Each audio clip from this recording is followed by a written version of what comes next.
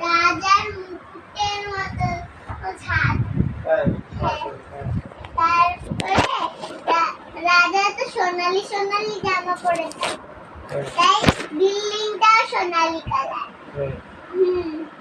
আর building এর এক সাইডে চোখ ড্রয়িং করা, আরেকটা মুখ, আরেকটা হাত ড্রয়িং করেও দিছে, হাতে দিছে। তারপর পা বলে ভিতরে থেকে দেখেন, এখানে বলে থাকে, এই ছবি এঁকে দিছে। তারপরে একদিন ওইগুলো ওই রাস্তাটা ভাগাভাগি হয়ে গেল। ভাগাভাগি বলতে ওই যে একটা দৌড়ি বড় বড় দৌড়ি লাগাইছে, নিচে নিচে লাগায় যেন গরিব না আসতে পারে, বড় লোকের উঠান, আর বড় লোক যেন গরিবের ওই উঠানে না যাইতে পারে। আর এমনিতে বড় লোক যেন গরিবের এরিয়াতে আসবে, তাই না? সেটাই তো কথা। আসতেও পারে যাদের মন বড়।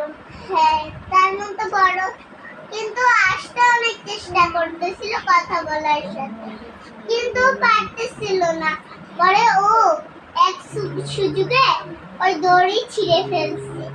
ছিঁড়ে ফেলার পরে রাজা এসে বলে যে, এই তুমি এটা ছিঁড়লে কেন? ও বলে, আমি আমার বন্ধুর কাছে যাওয়ার জন্য। বন্ধু ওই তোর?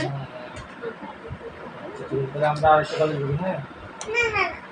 তারপরে ও বলল যে, তোমার মন ভালো, কিন্তু তোমার মন ভালো আমরা সেটা জানলাম, কিন্তু তোমার উঠানে কেন গরিবরা যায় না, সেটাই তো এক কথা। সেটা তো কোনোদিন দেখলাম না। তাহলে তোমার বন্ধু হলো কিভাবে? ও বলে যে, ও ভাবতো যে ও আমাদের উঠানে আসলে